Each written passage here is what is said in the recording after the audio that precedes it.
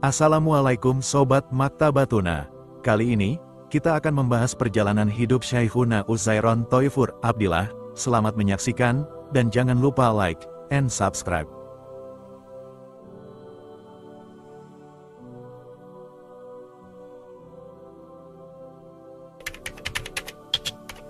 Syekhuna Uzair, lahir pada hari Senin tanggal 15 bulan Sya'ban tahun 1381 Hijriah, atau bertepatan dengan tanggal 22 Januari tahun 1962 Masehi. Keterangan detail kelahiran beliau ini ditulis sendiri oleh sang ayah, Kiai Haji Mahmud Khalid Umar dalam secarik kertas yang tersimpan sampai hari ini. Saat lahir, Kiai Uzair bernama lengkap Muhammad Thoifur Abdillah, dengan nama panggilan, Thoifur. Namun, selepas peristiwa, mati suri, yang akan kami ceritakan dalam bab khusus, nama beliau ditambah dengan Uzair, dan nama ini akhirnya menjadi nama panggilan beliau sampai usia tua. Ada yang istimewa bagi hari Senin dalam kehidupan Kiai Uzair, yaitu beliau dilahirkan di hari Senin, menikah akad nikah di hari Senin, membuat resepsi nikah 4 bulan setelahnya di hari Senin, dianugerahi putra pertama Gus Yusuf Al-Bakir, juga putri terakhir Ning Al-Fafa di hari Senin, dan wafat di hari Senin malam Selasa pula.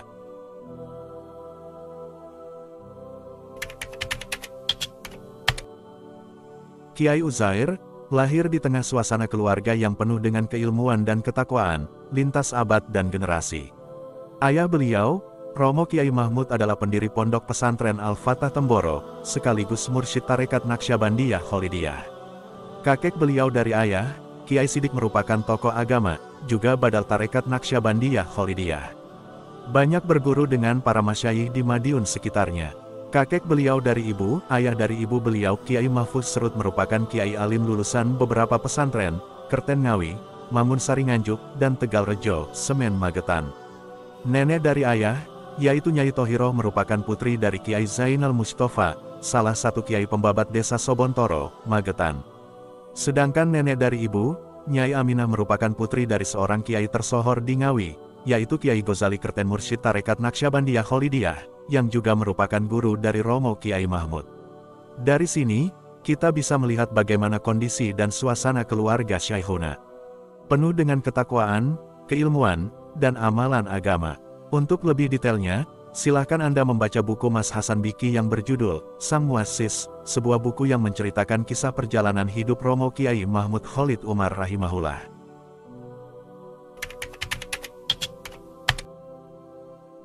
Sebagaimana yang telah maklum, bahwa seluruh putra-putri Romo Kiai Mahmud menjadi orang-orang hebat dan istimewa di kemudian hari, termasuk Sohibut Tarjamah, Romo Kiai Uzair Thoifur Abdillah. Dan ternyata, sebagaimana yang dikisahkan oleh para masyayikh, bahwa tirakatan dan doa Kiai Mahmud untuk putra-putri mereka memang luar biasa. Setiap sang istri hamil, maka Kiai Mahmud akan membuat hataman Al-Quran, minimal 100 kali hataman.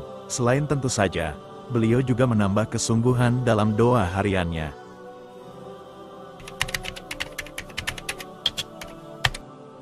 Adapun urutan putra-putri Romo Kiai Mahmud dan Nyai Maslihah atau saudara dan saudari Kiai Uzair adalah sebagai berikut.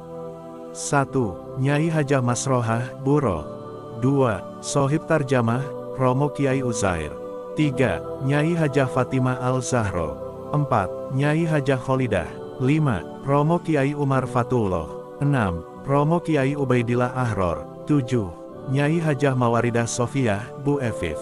8. Nyai Hajah Minha Aziz. Sedangkan saudara dan saudari beliau satu ayah adalah Kiai Mashkuri, Nawi, dan Nyai Bakiyatus Solihah.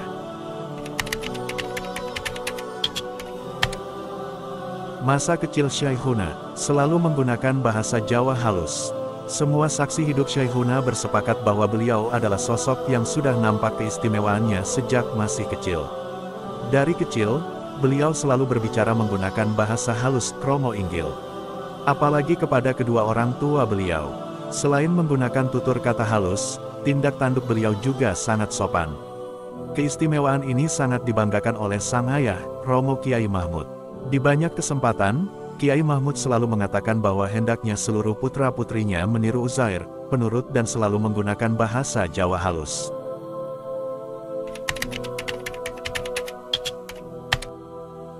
Tidak hanya santun dan selalu bertutur halus, Kiai Uzair kecil juga selalu taat dan siap terhadap apa saja yang diperintahkan oleh sang ayah kepada beliau. Sifat terpuji ini kerap diceritakan dan dibanggakan sang ayah, Kiai Mahmud di berbagai tempat. Dan subhanallah, sampai dewasa pun sifat taat Kiai Uzair tidak berubah sama sekali. Jika sang ayah, yang juga guru beliau, dan para masyayikh memerintahkan satu perkara, pasti akan beliau laksanakan sepenuh hati tanpa banyak protes. Kiai Umar Fatullah bercerita bahwa Kiai Uzair merupakan sosok yang sangat suka berzikir sejak masih kecil. Bahkan, saking senangnya, Kiai Uzair bercerita bahwa beliau biasa menggantungkan tasbih di bajunya menggunakan pemiti. Hal ini menjadikan Kiai Uzair teringat zikir, dimanapun, kapanpun, dan dalam keadaan apapun. Dan yang istimewa adalah, sejak usia yang masih sangat dini.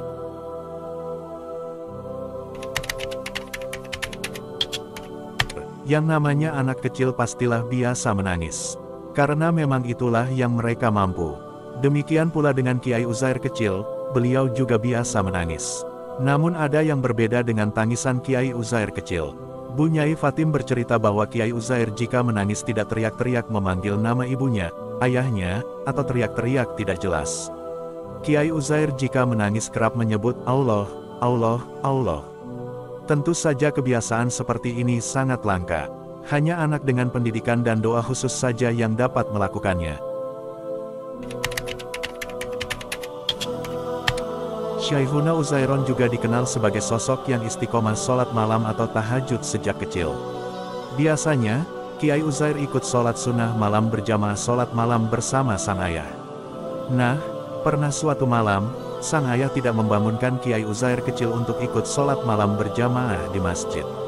Maka selepas tahu bahwa beliau tertinggal sholat malam berjamaah, Kiai Uzair yang saat itu masih sangat kecil pun menangis terseduh-seduh.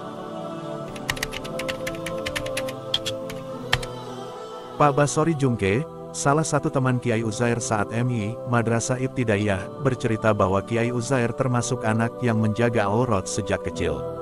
Bahkan beliau pernah bermain bola bersama Kiai Uzair dengan anak-anak lainnya. Dan Kiai Uzair mengenakan celana panjang, di mana saat itu, kebanyakan anak mengenakan celana pendek.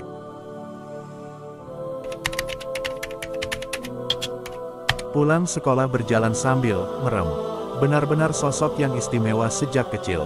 Kewaroannya memang sudah tampak sejak belum menginjak usia balik. Pak Basori Jungke, salah satu kawan MI Kiai Uzair bercerita bahwa Kiai Uzair kecil memang sudah sangat menjaga pandangannya sejak kecil. Beliau berkisah bahwa jika anak-anak perempuan bubaran sekolah, MI, lebih awal, maka Kiai Uzair berjalan sambil memejamkan mata. Biasanya beliau meminta salah satu teman untuk membantu menuntun dan menunjukkan jalan. Pak Basori termasuk salah satu teman yang kerap membantu menuntun Kiai Uzair kecil. Subhanallah.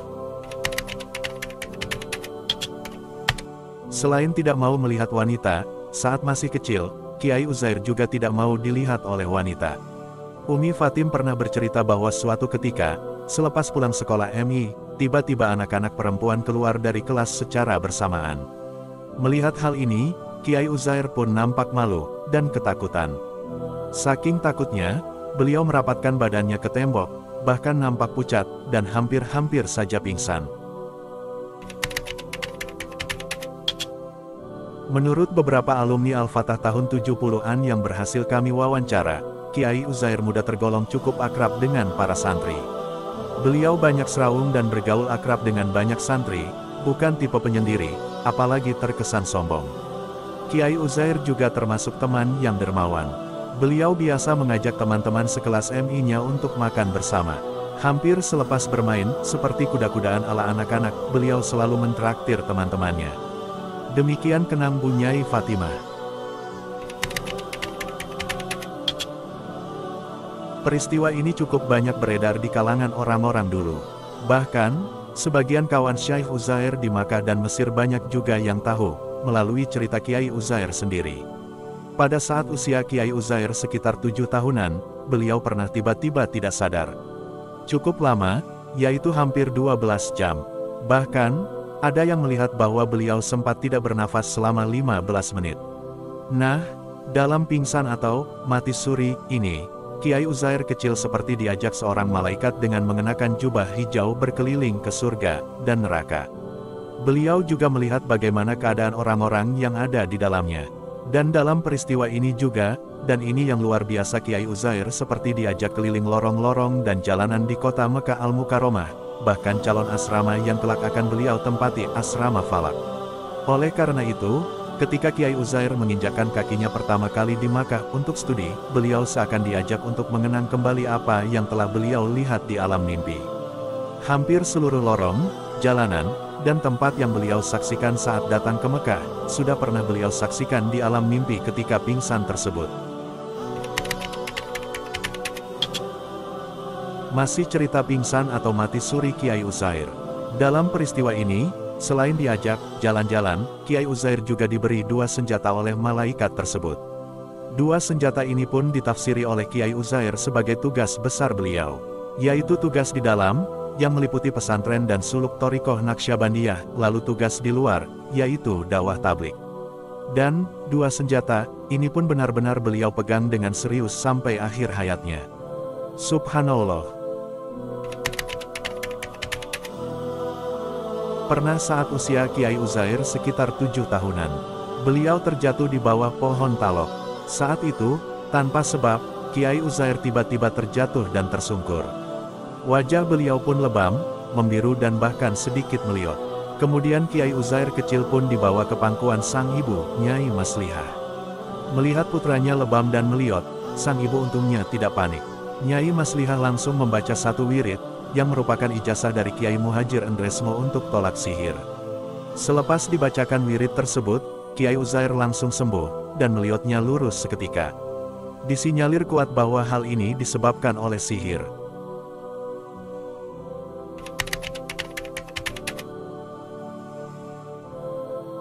Saudari adik Kiai Uzair, Bu Nyai Fatim bercerita bahwa Kiai Uzair saat masih kecil tidak seperti anak seusianya.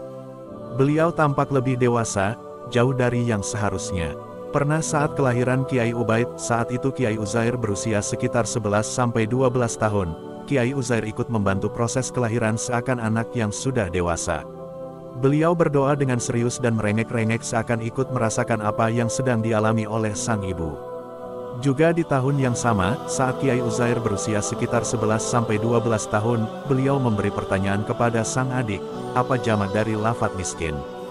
Dan ketika sang adik ternyata salah dalam menjawab, maklum saat itu masih berusia 10 tahun, maka Kiai Uzair menjawab seraya menjelaskan bak orang dewasa, jamannya itu masakin.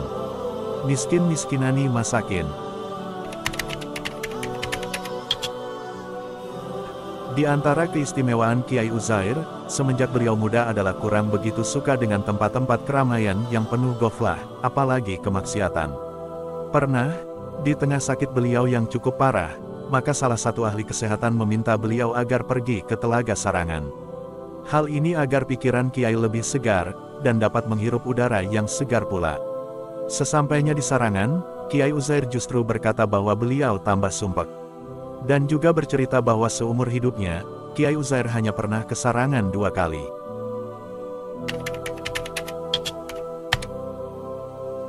Sejak masih muda, Kiai Uzair sudah gemar berziarah ke makam-makam para ulama dan aulia, di antara yang sering diajak untuk menemani berziarah adalah Kiai Nur Syamsi Magetan.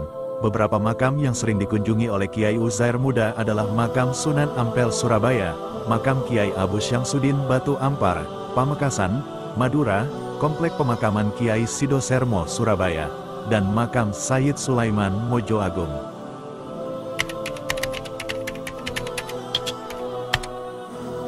Kiai Mas Abdullah Muhajir pernah bercerita bahwa suatu hari Syekhuna Uzair berkunjung ke kampung Endresmo Surabaya. Setiba di sana, Syekhuna bilang kepada Mas Abdullah, "Mas, tolong antarkan saya kepada orang yang pernah berjumpa dengan Kiai Mas Mansur bin Toha, ayahanda Kiai Mas Muhajir. Saya ingin berjumpa orang yang kedua matanya pernah melihat Kiai Mas Mansur." Ringkas cerita, akhirnya Kiai Uzair muda pun diantar ke kediaman seseorang yang pernah berjumpa dengan Kiai Mas Mansur.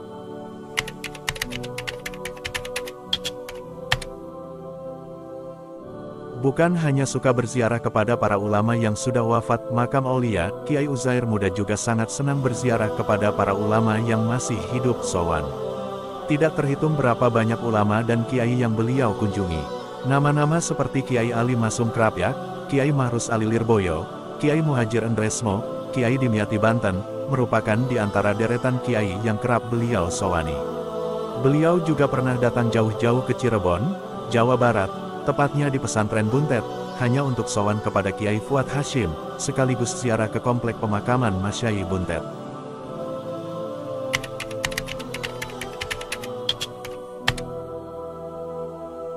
Selepas melihat bagaimana suasana keluarga Kiai Uzair, maka sudah bisa kita pastikan bahwa perjalanan studi pertama beliau adalah dari keluarga beliau sendiri. Tepatnya sang ayah dan ibunda beliau, Lia, sebagaimana penuturan Kiai Fatah, bahwa seluruh putra-putri Kiai Mahmud belajar Al-Quran dari awal kepada sang ibu, Nyai Maslihah. Kemudian belajar kitab-kitab dasar ilmu agama langsung dari sang ayah, Romo Kiai Mahmud.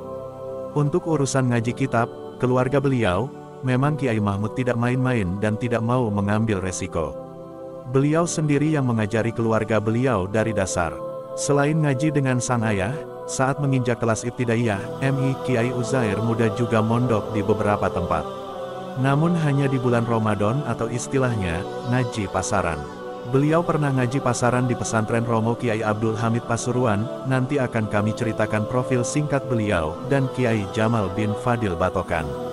Akan tetapi, sungguh pun saat itu Kiai Uzair masih terbilang sangat muda, namun beliau sudah mampu menyerap ilmu-ilmu yang disampaikan oleh guru beliau. Ini terbukti bagaimana kesan dan hubungan yang mendalam antara Syekhuna dengan gurunya, serta banyaknya nasihat-nasihat sang guru yang masih beliau ingat, bahkan sampai tua sekalipun. Beliau tidak jarang menukil kalam-kalam guru beliau, terutama Kiai Hamid dan Kiai Muhajir, di dalam majelis darsnya. Selepas itu, sekitar tahun 1980 Masehi beliau melanjutkan studinya ke kota Makkah Al-Mukarramah. Beliau belajar di Universitas Ummul Qura dan aktif menghadiri majelis-majelis dars para ulama Haramain. Perihal siapa saja Masyayikh Kiai Uzair di Makkah, akan kami sebutkan beserta profil singkatnya di bab khusus. Di Makkah, Kiai Uzair benar-benar menghabiskan waktunya untuk ilmu dan ilmu, sebagaimana yang akan kisahkan nanti. Kemudian selepas menghabiskan waktu di Makkah selama 4 tahun, Kiai Uzair muda ingin melanjutkan studinya ke salah satu pusat keilmuan dunia. Siapa lagi kalau bukan Al-Azhar Al-Syarif, Kairo. Di Kairo, beliau banyak aktif menghadiri majelis-majelis dan halakoh-halakoh masyayikh kibar, di antaranya Syekhul Mufassirin Syekh Mutawalli Syarawi rahimahullah. Setelah hampir 1 tahun lebih di Mesir, beliau boyong ke kampung halaman di Temboro, Magetan, Jawa Timur, Indonesia. Mengenai profil masyayikh Mesir, juga beberapa kisah beliau di Mesir, akan kami tulis dalam bab khusus. Adapun pendidikan formal Kiai Uzair, maka dimulai dari Madrasah Ibtidaiyah MI Al-Fatah, kemudian lanjut ke PGA Pendidikan Guru Agama, sebuah sekolah yang bertujuan untuk mendidik calon guru agama profesional yang mahir dalam bidang agama. Saat itu kurikulum PGA adalah 6 tahun. Perlu diketahui bahwa PGA Al-Fatah Temboro saat itu merupakan salah satu PGA terbesar dan terbaik di Karesidenan Madiun. Maka tidak heran, bahwa dalam setiap jenjangnya, PGA Al-Fatah memiliki 12 san lokal kelas. Ratusan siswa dari Magetan dan sekitarnya mengais ilmu lewat lembaga pendidikan satu ini. Di PGA Al-Fatah ini, Kiai Uzair belajar sampai lulus, dan sempat mengajar di sana. Maka, selain mengajar di asrama pesantren Kitab Kuning, Kiai Uzair juga mengajar kelas formal.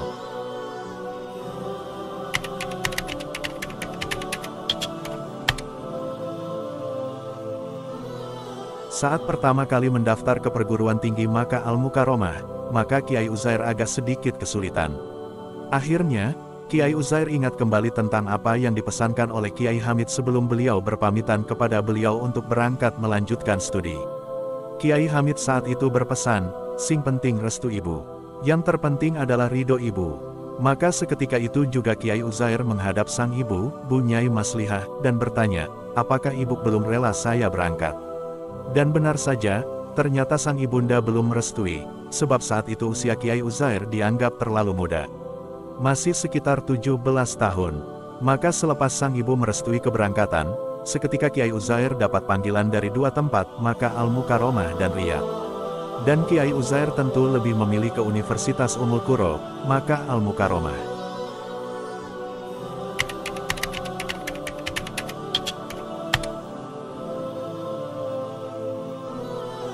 Kiai Uzair muda, menghabiskan masa 4 tahunan di kota Makkah Al-Mukarramah. Beliau belajar di Jamiah Ummul Qura, sekaligus mengambil ilmu dari para masyayikh Haramain, baik di Masjidil Haram maupun di dalam mereka. Beliau tinggal di Asrama Falak, sebuah asrama yang banyak dihuni oleh para mukimin dari Jawa, untuk menimba ilmu di kota suci. Kiai Uzair tinggal di lantai paling atas, yaitu lantai 5. Asrama Falak tergolong asrama yang cukup dekat dengan Masjidil Haram, tidak jauh dengan Bab Al-Fat.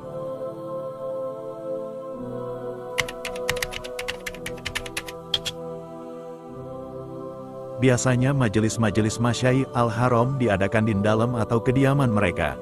Jika pagi hari, Kiai Uzair berguru ke beberapa guru Wahabi, tapi tidak semua dosen Ummul Qura berpaham Wahabi. Maka sore atau malamnya beliau membersihkan diri dengan mengaji kepada ulama Ahlus Sunnah wal Jamaah Biladul Haram.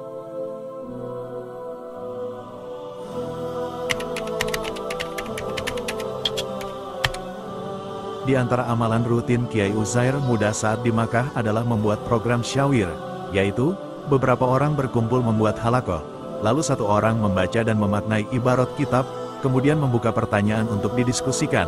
Bahkan, saking istiqomahnya, halaqah Kiai Uzair ini sampai menghatamkan beberapa kitab, di antaranya adalah kitab Ushul Fikih Kontemporer Syekh Abu Zahra. Di antara kawan yang sering diajak beliau dialog adalah Kiai Haji Said Akil Siroj, mantan Ketua Pengurus Besar Nahdlatul Ulama, PBNU. Kiai yang biasa disapa dengan Kang Said itu bercerita, sebagaimana yang pernah viral di sebuah video bahwa Kiai Uzair termasuk salah satu kawan karib saat di Mekah. Dalam majelis itu, Kiai Said juga menambahkan bahwa beliau kerap berdialog ilmiah dengan Kiai Uzair.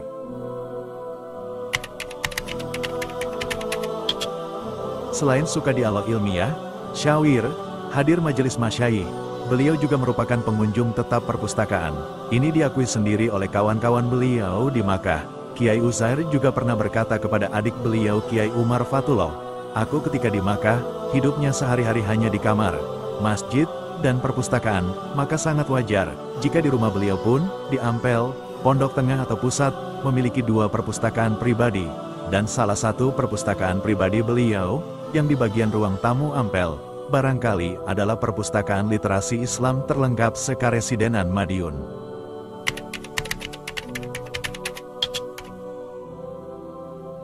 Melihat bagaimana kesungguhan dan keseriusan Kiai Uzair dalam belajar, maka sangatlah wajar jika beliau selalu menyabet peringkat pertama di kelas. Bahkan di setiap imtihan, mengenai prestasi ini, saya sendiri pernah mendengar langsung cerita beliau saat ngaji di kelas. Bahkan, yang istimewa adalah bahwa beliau peringkat pertama ini dalam jurusan sastra Arab yang kebanyakan diikuti oleh pelajar-pelajar dari Arab. Subhanallah.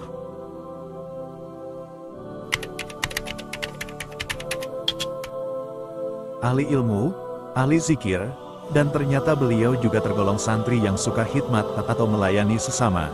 Hal ini sebagaimana kenangan yang dikisahkan oleh salah satu teman seasrama Kiai Uzair yang juga merupakan putra guru beliau, Kiai Mas Mansur bin Muhajir Mansur, atau lebih dikenal dengan panggilan Mbah Kayun. Bayun pernah bercerita kepada kami bahwa di antara amalan rutin Kiai Uzair muda adalah membuatkan minuman untuk beliau. Bahkan, hampir setiap subuh, sebelum berangkat ke masjid, Kiai Uzair membuatkan 1 gelas kopi atau minuman hangat lainnya untuk beliau. Setiap kami tanyakan apa kesan pertama tentang Kiai Uzair saat di Mekah, maka mereka semua tanpa terkecuali pasti akan menjawab kewaraannya. Kiai Uzair muda sangat terkenal sebagai sosok yang selalu menundukkan pandangannya. Jangankan melihat wanita secara langsung, melihat wanita di layar kaca saja beliau benar-benar enggan. Bukan hanya wanita, tontonan dan hiburan yang melalaikan saja beliau juga tidak mau. Hidup beliau saat itu hanya berkutat pada ilmu, zikir, dan ngopi. Tidak lebih dari itu.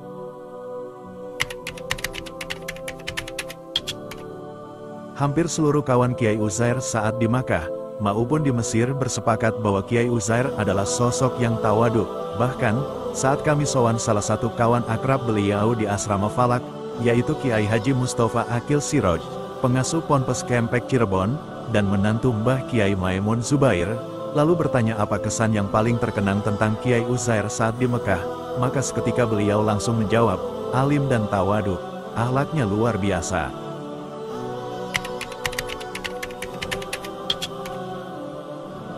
Ada satu peristiwa yang unik juga menakjubkan, saat Kiai Uzair mondok di Mekah Al-Mukarramah.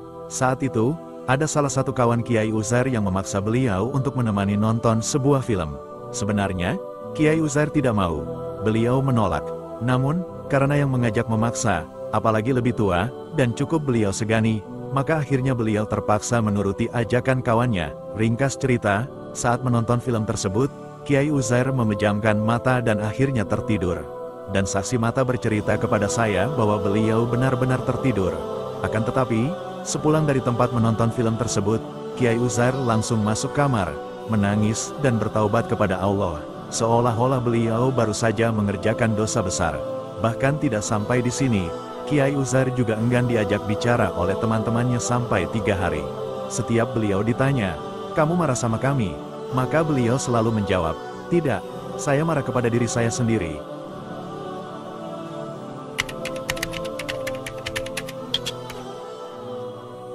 Di Falak, Kiai Uzair menempati satu ruang atau kamar di lantai paling atas. Beliau sendirian yang menempati kamar tersebut. Konon, tidak ada yang mau menempati kamar tersebut. Kamar itu terkenal angker. Dan benar saja, awal-awal Kiai Uzair tinggal di kamar tersebut, beliau selalu diganggu oleh makhluk halus di sana. Sampai pada akhirnya, Kiai Uzair sowan ke salah satu guru beliau, Syekh Yasin Padang, untuk mengadukan keangkeran kamar beliau tersebut. Syekh Yasin Padang pun memberikan ijazah membaca ayat kursi dengan isyarah memberi pagar, dan ringkas cerita, jin-jin di sana akhirnya berhenti mengganggu Kiai Uzair.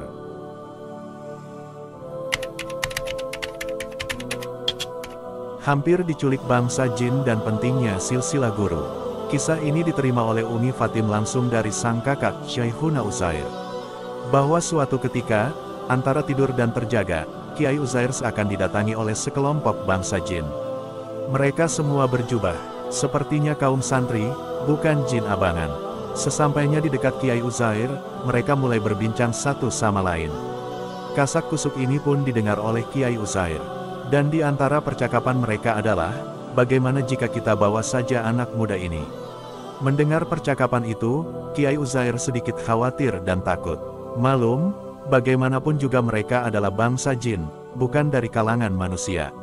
Akhirnya, Kiai Uzair mengatakan kepada mereka bahwa beliau adalah santri Kiai Mahmud. Kemudian Kiai Mahmud santri Kiai Ghazali Kerten, dan Kiai Ghazali Kerten adalah santri Kiai Misri Mindi. Nah, selepas Kiai Uzair menyebut nama Syekh Misri Mindi, salah satu guru besar tarekat Naqsyabandiyah Kholidiyah di Madiun, rombongan jin itu pun ketakutan dan akhirnya pergi meninggalkan Kiai Uzair.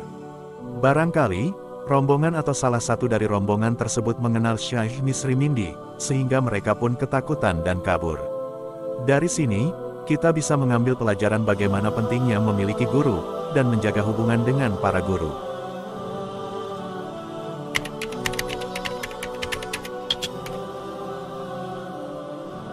Di antara kesan sebagian kawan seasrama Kiai Uzair saat di Mekah, juga di Mesir, bahwa Kiai Uzair tergolong santri yang cukup secara ekonomi. Akhirnya, Kiai Uzair termasuk santri yang kerap beli jajan dan makanan di luar. Tentu saja makanan yang cukup enak, dibanding yang ada di asrama. Namun, setiap beliau keluar untuk membeli makanan, beliau juga selalu membelikan makanan untuk kawan-kawan beliau di asrama.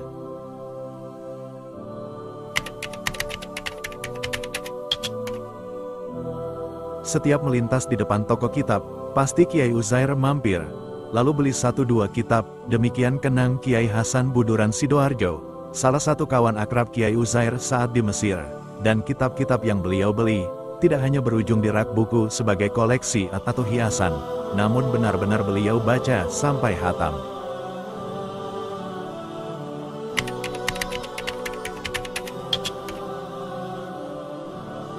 Sejak di Mekah, Kiai Uzair muda memang dikenal sebagai santri yang sangat rajin membaca atau kutu buku. kebiasaan ini benar-benar merasuk menjadi kegiatan yang tidak bisa beliau tinggalkan. Beliau bawa amalan baik ini sampai ke Mesir. Bahkan sampai menjelang wafat, Kiai Mas Abdurrahman Endresmo, salah satu kawan beliau saat di Mesir berkisah bahwa Kiai Uzair saat di Mesir, sangat jarang tidur terlentang di lantai. Beliau lebih sering tidur duduk sambil memeluk kitab yang beliau telaah sebelumnya.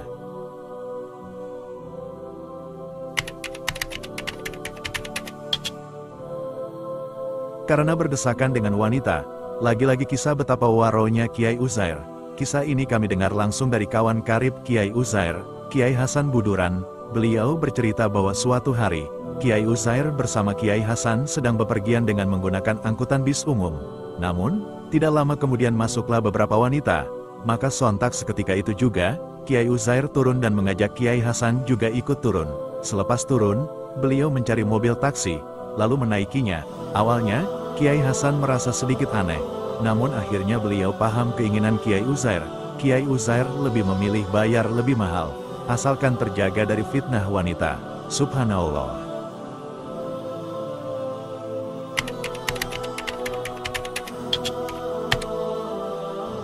Amalan nyarkup atau ziarah makbarah sholihin memang salah satu amalan favorit Kiai Uzair. Bahkan, sampai di Mesir pun tak lupa beliau nyarkup. Juga nanti ketika di Palestina. Mengenai siapa saja yang beliau sowani, Kiai Uzair sendiri yang menuliskannya dalam buku catatannya. Yaitu, 1. Makam Nabiullah Daniel alaihi salam, salah satu nabi dari kalangan Bani Israel. 2. Makam Al-Arif Billah Imam Al-Bushiri, penulis kitab monumental, Al-Burdah. 3. Al-Arif Billah Imam Abu Al-Abbas Al-Mursi, murid sekaligus Khalifah Imam Al-Arif Billah Abu Al-Hasan Al-Syazili. 4. Makam Sayyidina Luqman Al-Hakim, salah satu tokoh agung yang dikisahkan dalam surat Luqman.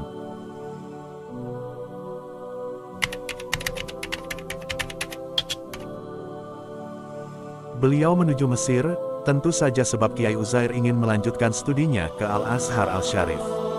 Namun, ternyata saat itu, lanjutan jurusan dari Ummul Qura tidak ada di Al-Azhar. Ada juga kawan Kiai Uzair yang mengatakan bahwa pada tahun itu memang Al-Azhar sedang tidak membuka pendaftaran untuk pelajar asing. Sehingga beliau tidak bisa masuk Al-Azhar. Akhirnya, Kiai Uzair sempat hendak melanjutkan ke Sudan, tepatnya di Universitas Internasional Afrika, Khartoum, Sudan. Namun, belum juga berangkat, Kiai Uzair mengalami sebuah mimpi yang luar biasa. Dalam mimpi tersebut, Kiai Uzair melihat seolah dunia sedang mengalami kiamat kubro. Manusia berhamburan dan kebingungan mencari keselamatan masing-masing. Namun, di tengah peristiwa genting itu, Kiai Uzair melihat banyak halakoh-halakoh para ulama dan kiai.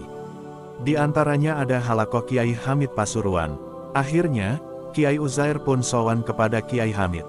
Dan ternyata Kiai Hamid memberikan sebuah surat yang ditujukan kepada sang ayah, Kiai Mahmud. Setelah mendapat tugas mengantarkan surat, Kiai Uzair bergegas mencari sang ayah, Kiai Mahmud. Ringkas cerita, Kiai Uzair pun akhirnya menemukan Kiai Mahmud. Saat itu, Kiai Mahmud tampak berada di sebuah lembah atau bukit. Beliau sedang berzikir. Selepas berjumpa, Kiai Uzair langsung menyerahkan surat amanah dari Kiai Hamid. Dan ternyata, isi surat tersebut selepas terbuka, adalah perintah Kiai Hamid agar Kiai Uzair segera dipulangkan menuju tanah air. Dan anehnya, setelah bangun dari mimpi ini, Kiai Uzair menerima surat telegram dari sang ayah, agar beliau segera pulang ke tanah air, Boyong.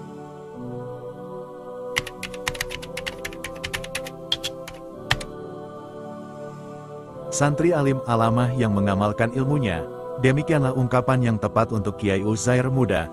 Baru turun dari mobil, Kiai Uzair tidak langsung masuk ke dalam.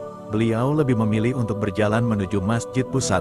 Kiai Uzair ingin mengamalkan sunnah baginda Nabi Muhammad setiap pulang dari safar, yaitu sholat sunnah 2 rakaat syukur ba'da safar. Peristiwa ini disaksikan langsung oleh salah satu santri asal Surabaya, Kiai Mas Abdullah Muhajir Basyaiban.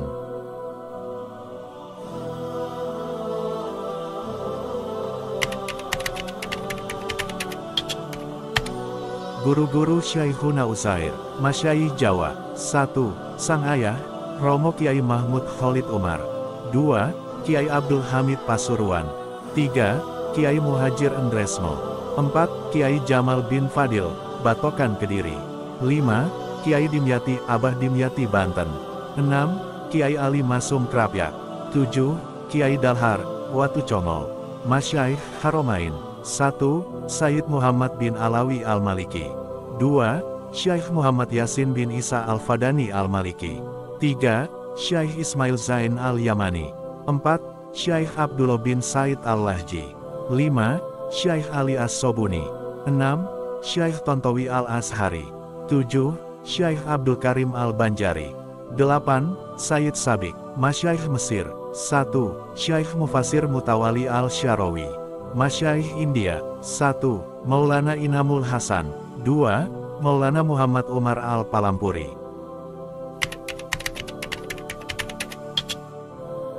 Pada tahun 1989 Masehi, sekitar 2 tahun selepas kepulangan beliau dari Mesir, Kiai Uzair memulai kehidupan berumah tangga.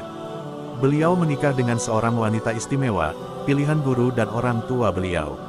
Wanita istimewa tersebut adalah Nyai Mas Maftuhah binti Kiai Mas Ansor Muhajir Basyaiban. Salah satu cucu kiai karismatik yang juga guru beliau, Kiai Mas Muhajir Mansur Endresmo. Pernikahan dimulai secara siri di kediaman Kiai Ansor Muhajir, Endresmo Dalem, Surabaya. Saat itu, yang bertindak sebagai pengijab adalah Kiai Mas Khairul Anam bin Soleh Basyaiban, yang dihadiri oleh beberapa kiai sepuh masih kerabat termasuk Kiai Mas Muhajir sendiri. Selepas akad, Kiai Uzair langsung kembali ke Temboro. Sedangkan, Bu Nyai diminta Kiai Muhajir untuk menyelesaikan kubro Al-Qur'annya di Ponpes Mojogeneng Mojokerto. Bu Nyai diminta untuk menyelesaikan kubronya dalam waktu 4 bulan. Dan alhamdulillah, baru 2 bulan, Bu Nyai Maftuhah sudah berhasil menyelesaikan khataman kubronya. Lebih cepat dari target yang diharapkan. Selepas itu, Bu Nyai masih melanjutkan ke Ponpes Bandar Kediri, sebuah pesantren yang diasuh oleh Kiai karismatik, Kiai Mubashir Munsir. Beliau melanjutkan hanya 2 bulan, sambil menanti resepsi pernikahan. Selepas genap 4 bulan dari akad nikah, barulah resepsi pernikahan digelar. Resepsi diadakan di 2 tempat. Di Endresmo, tepatnya di Langgar Etan, Endresmo bagian timur, juga diadakan di Ponpes Al-Fatah Temboro. Sementara itu, sebelum resepsi digelar, Kiai Uzair lebih banyak fokus di kegiatan pesantren dan dakwah.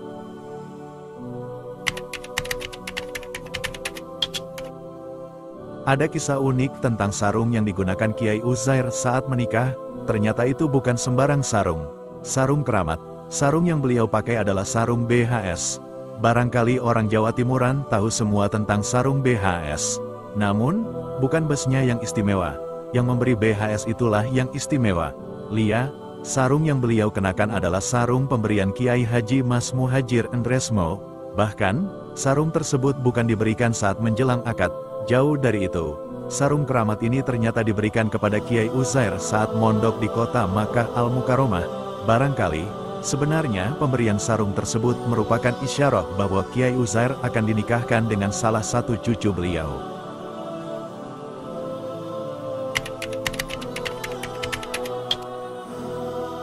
Selepas menikah, Kiai Uzair tidak serta-merta hidup dalam gelimpang harta.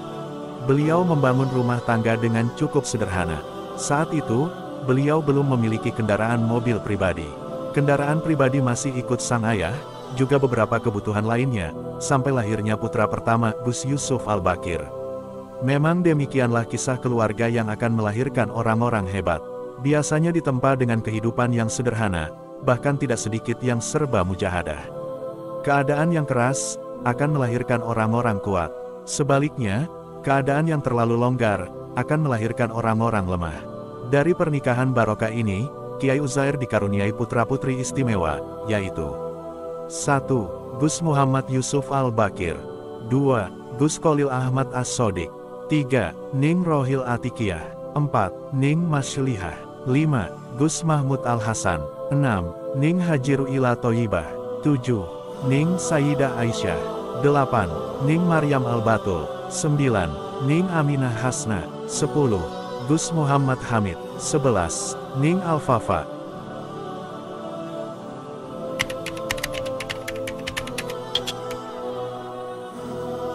Hidup Syekhuna Uzair benar-benar tidak ada yang sia-sia sedikitpun. Semua dalam perjuangan agama. Bahkan suatu ketika, Kiai Uzair berkata kepada salah satu putranya, Gus Kholil Ahmad, Ahmad, tolong bilangin ibumu, buyahmu ini seorang pejuang. Jangan dicari-cari, kadang pulang, tapi bisa jadi tidak pulang, atau pulang tinggal nama. Kami akan membagi perjuangan Syekhuna Uzair menjadi 4, perjuangan dalam mengurus pesantren, perjuangan dalam pergerakan Nahdlatul Ulama, perjuangan dalam gerakan dakwah dan tablik, serta perjuangan dalam mengurus keluarga, baik keluarga besar Bani Mahmud, maupun Bani Uzair sendiri.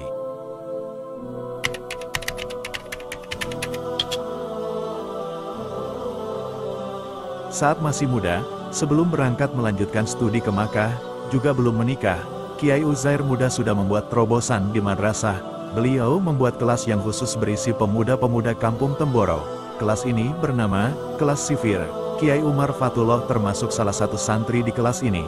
Bahkan, ketika pulang di pertengahan masa studi Kiai Uzair di Makkah, Jamiah Ummul Qura saat itu memberikan kesempatan juga biaya pulang kepada para siswanya di setiap tahun. Beliau masih menyempatkan untuk mengisi, mengajar, kelas tersebut. Hal ini sebagaimana kisah yang dituturkan oleh Pak Basori Jungke, teman Kiai Uzair di masa muda.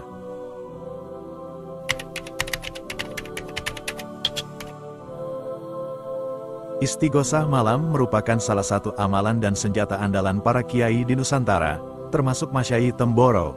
Dari awal berdiri, sampai detik ini, istighosah malam merupakan salah program yang sangat ditekankan, baik di dalam kamar, di masjid, bahkan ketika keluar fisabilillah 1 hari maupun 40 hari. Tidak hanya di pesantren, di markas dakwah pun juga demikian. Istighosah adalah salah satu program yang juga diadakan, bahkan dianjurkan. Sebab, memang semua perkara adalah membutuhkan pertolongan Allah. Persoalan pesantren, persoalan ilmu, persoalan dakwah, sama semua. Maka wajar, jika program istighosah malam merupakan program yang sangat diperhatikan.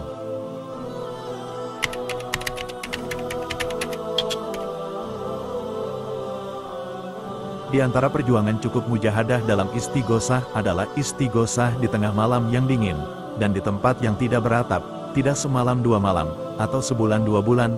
Kiai Uzair melakukan tirakatan istighosah ini lebih dari 4 tahun. Beliau istighosah di tengah lapangan yang ada di Pondok Pusat, dengan mengajak beberapa santri senior.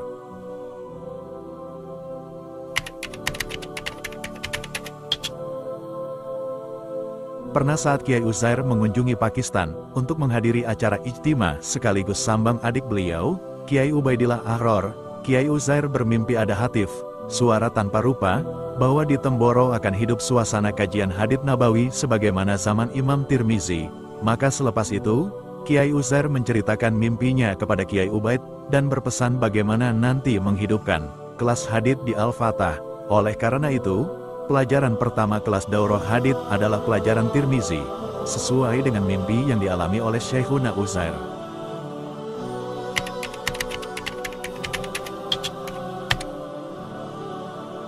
Pada sekitar tahun 2012 sampai tahun 2013, Kiai Uzair meminta para asatid, terutama para pengajar fikih dan para santri takhasus fikih, untuk turun gunung ke masjid-masjid di Magetan sekitarnya. Kiai Uzair meminta agar masjid-masjid di sekitar Magetan hidup majelis ilmiah, terutama fikih dan akidah. Dan memang saat itu, pergerakan non-Ahlussunnah wal Jamaah, yaitu Salafi dan MTA, Majelis Taklim Al-Quran, sudah cukup meresahkan. Mereka membuat kajian-kajian di banyak masjid perkampungan, termasuk di wilayah Magetan dan sekitarnya.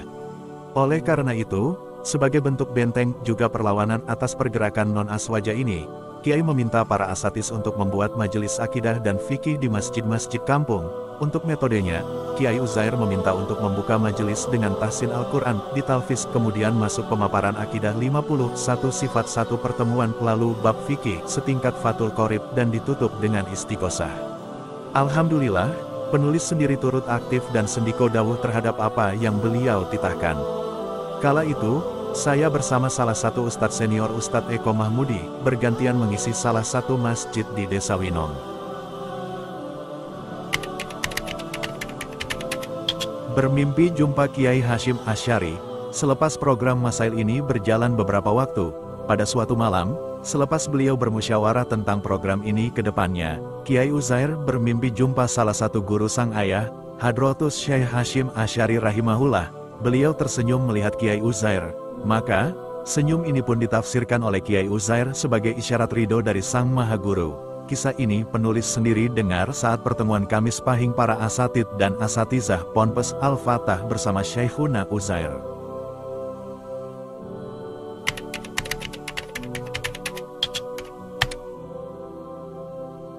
Sebagaimana yang telah kami singgung bahwa Kiai Uzair termasuk sosok yang tidak mudah puas. Termasuk dalam hal peningkatan keilmuan Al-Fatah. Pernah dalam satu majelis, Kiai Uzair mengatakan bahwa beliau ingin mengundang beberapa ulama besar kelas internasional ke Temboro.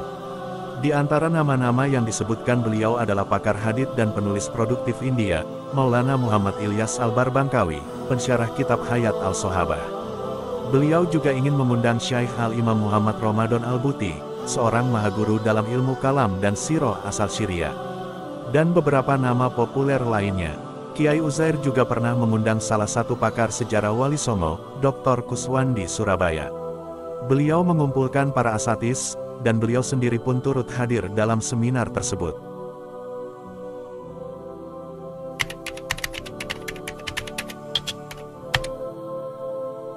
Saat belajar di Mesir, Kiai Uzair pernah bermimpi jumpa baginda Nabi Muhammad Shallallahu Alaihi Wasallam. Dalam mimpi tersebut, Kiai Uzair diberi sebuah kitab yang cukup populer dalam bidang fikih Syafi'iyah, yaitu Nihayatul Muhtaj Syarah Minhajut Thalibin karya Imam Romli. Dan akhirnya, mimpi ini pun menjadi kenyataan puluhan tahun selepasnya, dengan dibukanya kelas takhasus fikih dan kitab Minhaj sebagai kitab utama yang dikaji. Tidak tanggung-tanggung, pengajar pertamanya pun didatangkan langsung dari negeri Tarim Yaman, yaitu Syekh Husain Haddad Hafizahullah.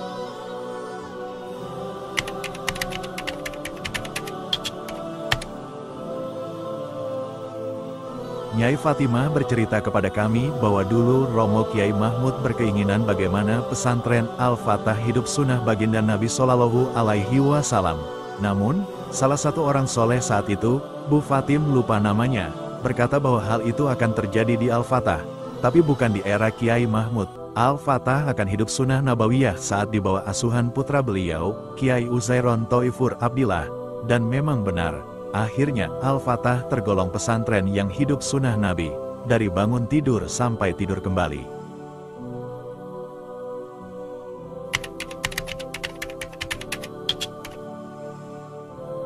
Penyakit ain adalah hak dan nyata adanya. Hal ini berdasarkan hadits baginda Nabi Shallallahu Alaihi Wasallam dalam Sahih Muslim. Ain itu hak. Kalau saja ada sesuatu yang mendahului takdir, niscaya ain akan mendahuluinya. Ain adalah pandangan kagum atau takjub disertai dengan rasa hasad dari seseorang yang memiliki sifat tercela, yang dapat mengakibatkan doror atau bahaya kepada orang yang dilihat. Kiai Uzair termasuk sosok yang sangat meyakini adanya penyakit, ain dan efek yang ditimbulkannya. Maka sebelum Kiai Uzair wafat, beliau berpesan kepada Kiai Umar Fatullah agar membuat pondok atau asrama-asrama cabang, istilahnya, kelas jauh, di luar Temboro. Kiai Uzair mengatakan bahwa hal ini adalah agar pesantren Al-Fatah tidak terlalu nampak besar, sehingga berpotensi terserang penyakit ain. Dan alhamdulillah, pesan Kiai Uzair tersebut sudah terwujud. Hari ini, sudah ada beberapa kelas jauh yang ada di luar Temboro. Di antaranya ada di Geni Langit Poncol, Geplak, Bendo, Ngariboyo, Bulak, Kedungguo, Kendala, Winong, Sragen, dan lainnya.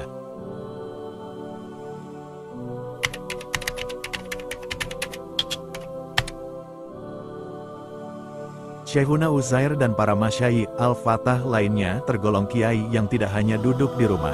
Beliau banyak terjun di bawah untuk melihat dan memeriksa keadaan asrama.